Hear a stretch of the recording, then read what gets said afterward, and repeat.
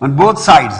Her life is the life of my life, and not she. I am in pain, and I am wounded, and she is my remedy. If you cure her, so it means that I will come back to my life. And he says, whoever heals her, that is my life, will bear away with him my treasures and pearls and large and small, whatever I have, I will give him a lot. Whoever cures her. They all answered him saying, we will hazard our lives, we will try our best, we will put every possible effort of our intelligence and our experience and our ability, whatever, and we will stock our intelligence together, put together collectively, and we will try our best to cure her and to bring her to her life. And then they claimed, Maulana Rumi says, every physician, each one claimed. What did they claim? They said, Hariyake Azma Masih Alamist Har Alamra Dar kafe ma marhamist.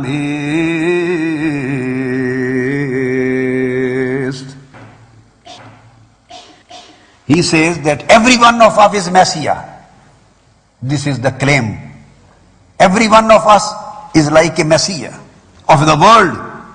And in our hand is every medicine for every person. He says we are competent enough to cure her. Now you may think, why Maulana Rumi has quoted these words and dialogue. He explains here that all those doctors and physicians who were called, and then just the next word, the next verse, Akani zak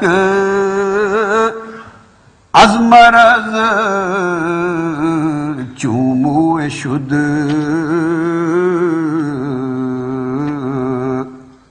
Chashme Shah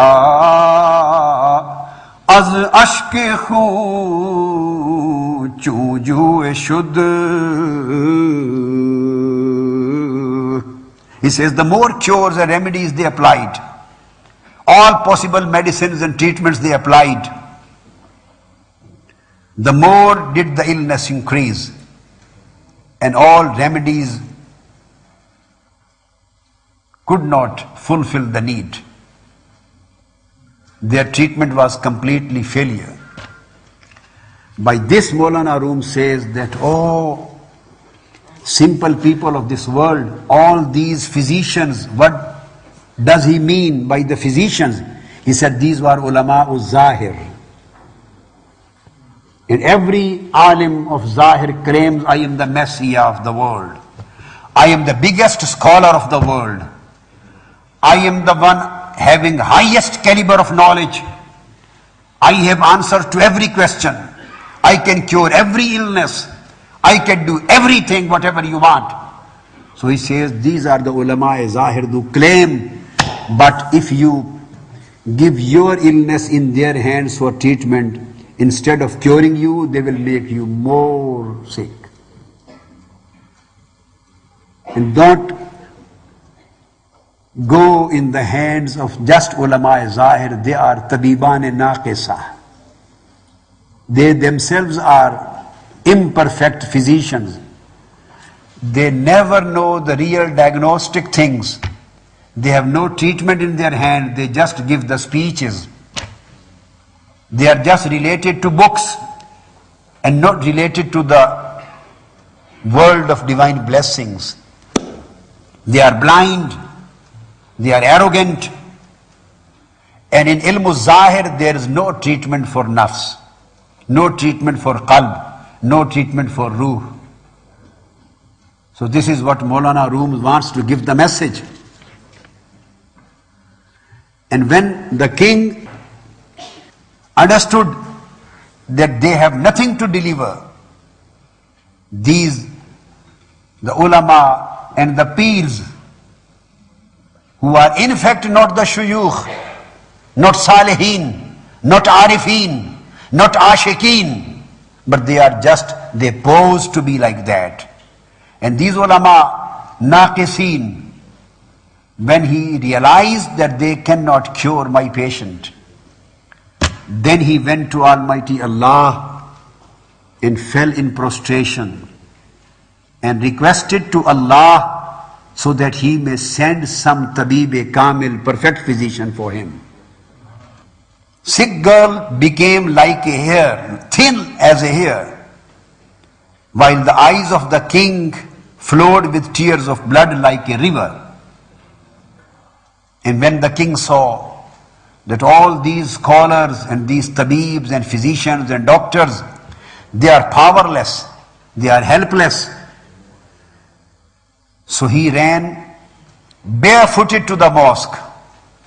He entered the mosque and directly advanced to the mihrab to pray. He opened his lips. He praised Almighty Allah. He cried. And he said that, "Oh Allah," from depth of his soul, depth of his heart, he raised a cry, a supplication. And Almighty Allah gave him the sea of bounty. A sea of bounty began to surge for him. Almighty Allah started showering His blessing on him. Why? Because now he realized that my treatment is not in the hands of al-ulama az-zahirun. There should be somebody else who could really treat me. Then Almighty Allah gave him his tiding. When he came back and he was sleeping, he saw a dream. And this was the answer and acceptance of his crying and his prayings. And he got a tiding, good news, that tomorrow you will see a stranger. He will come for you. And when he comes, you should understand that he is the skilled physician. He is the perfect physician. And you should trust in him. And I have given a magic in his hands. Now he comes to the Shaykh Kamil. That the cure and treatment of these spiritual illnesses, are not in the hands of those who are striving and struggling for the lusts of the world. Whenever the summer comes and these months come, many physicians come to England and come to States and come to Western world. Just for pounds, just for dollars, just for your pockets. And most of you people just receive them as they are perfect physicians. Allow them to stay in your houses and their eyes are always on your pockets, on the pounds, and they start giving you wazifas. And in the same way, then they have broadened their spectrum, expanded their spectrum. Instead of going from house to house, they have started sitting in the TV channel.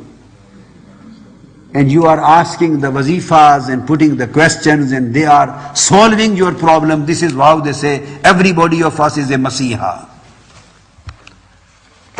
Somebody is suggesting you to measure your clothes. Somebody giving you wazifa, close your eyes, do this, read this. And I want to tell you, nothing of all these silly things belong to tasawwuf and suluk and tariqa and ma'rifah. This is just misguidance. These are money makers.